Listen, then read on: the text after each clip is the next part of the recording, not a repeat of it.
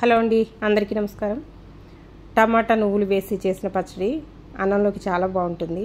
ఏ కూరలో లేనప్పుడు ఒకసారి ట్రై చేయండి. అలాగే దోశల్లోకి కూడా చాలా బాగుంటుంది. ఏమేమి పదార్థాలు కావాలనేది ఒకసారి చూసేయండి. దీంట్లోకి కారం కోసం పచ్చిమిరపకాయలే వాడతాం కాబట్టి కొంచెం ఎక్కువ తీసుకోవాలి, మీ కారానికి తగినట్టుగా. 6 టమాటాలు తీసుకున్నాను. ఉప్పు, వెల్లుల్లి, జీలకర్ర, నువ్వులు కావాలి ముఖ్యంగా దీంట్లోకి. అలాగే కొద్దిగా చింతపండు. ముందుగా మనం పచ్చిమిరపకాయలని డైరెక్ట్గా అలా వేసేసుకోకూడదండి, పేలిపోతాయి. ఇలా రెండుగా స్ప్లిట్ చేసుకుని వేసుకోండి.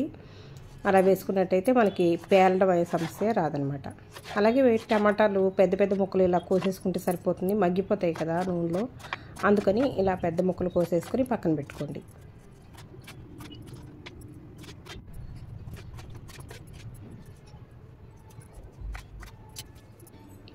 ముందుగా బాండి పెట్టుకుని నువ్వులు వేయించేసుకుందాము. నువ్వులు కొద్దిగా చిటపటమనే వరకు వేయించుకుని తీసి పక్కన పెట్టుకోండి. ప్లేట్లో వేసేసుకుంటే చల్లారుతాయి కదా. అదే బాండీలో కొంచెం నూనె వేసుకొని పచ్చిమిర్చి వేసుకోవాలి. పచ్చిమిర్చి కాసేపు వేయించిన తర్వాత దీంట్లో కరివేపాకు ఎక్కువ వేసుకుంటే బాగుంటుందండి. నేను మర్చిపోయాను, కడిగి పక్కన పెట్టాను, అది వేయటం మర్చిపోయాను అనమాట. కరివేపాకు వేసుకోండి, చాలా బాగుంటుంది. అవి వేగిపోయిన తర్వాత కరివేపాకు కానీ కొత్తిమీర కానీ వేసుకోవచ్చు. కరివేపాకు వేగిన తర్వాత టమాటాలు వేసేసి మనకి సరిపడినంత ఉప్పు వేసేసి మూత పెట్టేయండి, మగ్గుతుంది.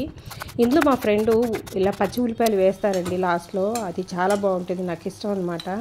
మీకు ఇష్టం లేకపోతే ఉల్లిపాయలు స్కిప్ చేసేయచ్చు, లేదంటే ఇలా ఒట్టిగా కూడా చేసుకోవచ్చు అనమాట. ఇప్పుడు చింతపండు కూడా వేసుకొని కాసేపు నీరు ఇంకిపోయేంత వరకు మగ్గనివ్వాలి. మనం చల్లారి పెట్టుకోవాలి దాన్ని. ముందుగా మిక్సీ గిన్నెలోకి మన నువ్వులు వేయించుకున్నాం కదా, అవి మెత్తగా పౌడర్ చేసేసుకోండి. నువ్వులు డైరెక్ట్గా పచ్చడిలో కలిపి వేస్తే నలగవన్నమాట, అందుకని ముందు పొడి చేసుకోవాలి. పొడిలో కొద్దిగా పచ్చిమిరపకాయలు అన్నీ వేసేసి మనం వెల్లుల్లిపాయలు, జీలకర్ర ఉంది కదా, అది కూడా వేసి కొంచెంసేపు మిక్సీ పట్టిన తర్వాత చల్లారిన టమాటాలన్నీ వేసేసుకొని మిక్సీ పట్టేసుకోవాలి. పలస మోడ్లో మిక్సీ పట్టుకుంటే మనకి రోట్లో దంచినట్టుగా ఉంటుందండి, అందుకని పలస మోడ్లో పట్టుకోండి. ఉల్లిపాయలు మీకు అలా అయినా తినేయచ్చు, దానికి పోపు వేసుకోవచ్చు. పోపు వద్దనుకుంటే అలా అయినా తినేయచ్చు. మీకు ఉల్లిపాయలు ఇష్టమైతే లాస్ట్లో ఒక్కసారి ఇలా తిప్పుకోండి, ఉల్లిపాయలు వేసేసుకుని. చాలా బాగుంటుంది. అన్నంలో కలుపుకొని తిన్నప్పుడు పంటి కింద ఉల్లిపాయలు పడుతూ ఉంటాయి కదా, చాలా టేస్టీగా ఉంటుందన్నమాట. ఒకసారి ట్రై చేయండి.